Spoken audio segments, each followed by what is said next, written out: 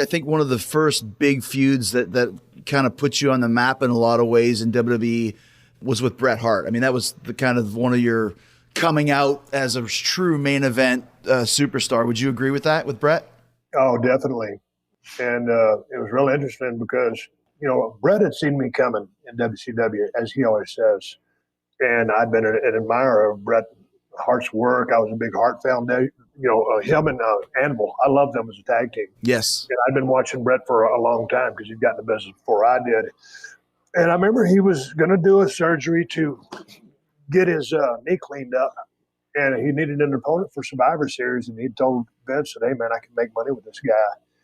And I get the phone call from Bret, and he wants to work with me. And so he handpicked me to come back, from his surgery. And we would go out there, and this is, it's an old school match, Chris. It's kind of that classic pro wrestling style.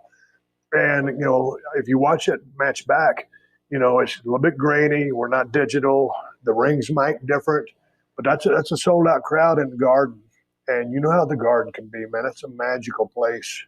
And without a whole lot of hype or just a whole lot of build, dude, we went out there and just turned in an instant classic. And Bret was coming back. And if you go back and you watch that match and then you watch the finish with that gimmick roll up off of the $1 Million Dream, and then as I roll out, because he's outsmarted me, if you watch his face, and this is a shoot, he mouths, because he's dead dog tired and he was blowed up because, he'd been at the house, healing up.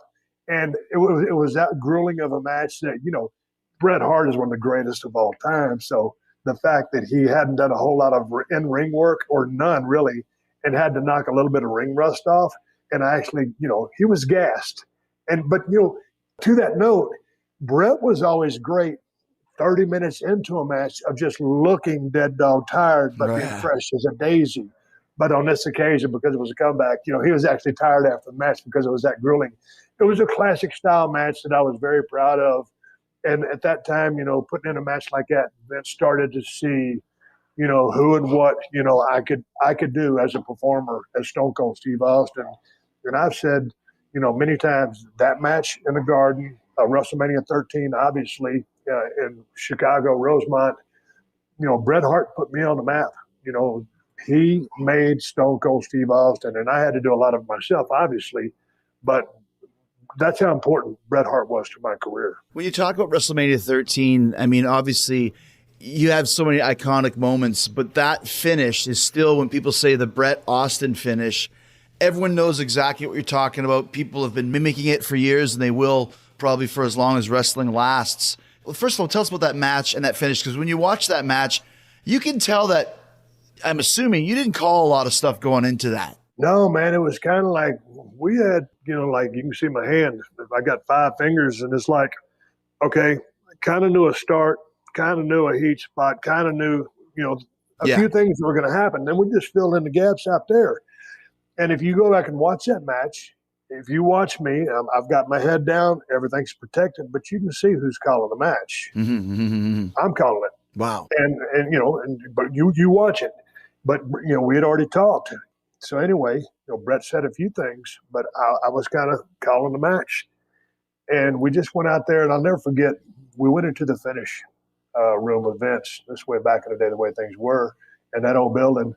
And we sat down, and Vince says, hey, man, you guys go do whatever you want to do. You got about this amount of time. But, what I'm seeing, Steve, is you passing out and the sharpshooter from Bret. And I said, Bret was down with it because it was his finish. He was going over. Yeah. Bret went over every single match I ever wrestled in, and I'm cool with it. I didn't need to beat the guy.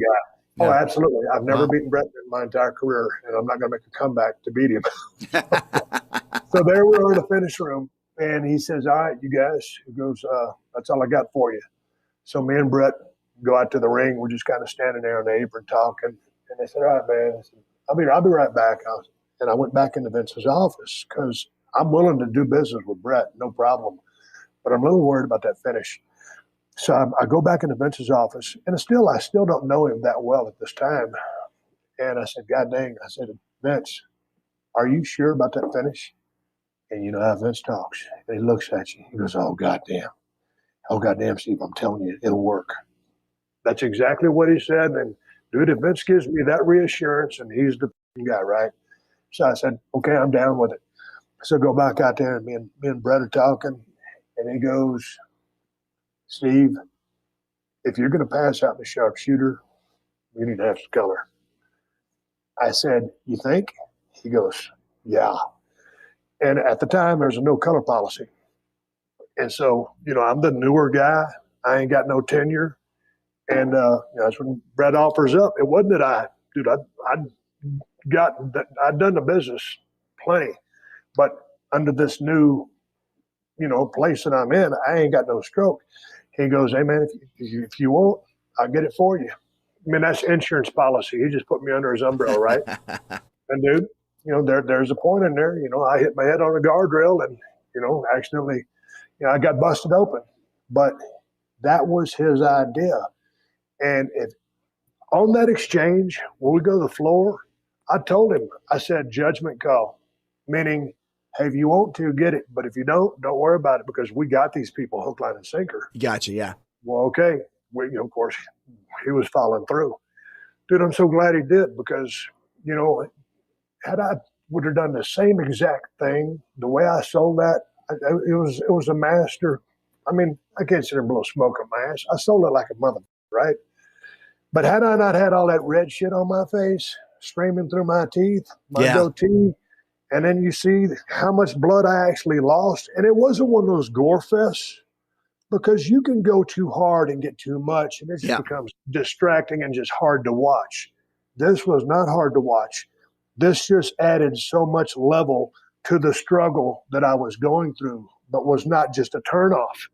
And so when it became, as you said, one of the most iconic images, in my opinion, in the history of the wrestling business. I'm not going to say the most, but one of the most.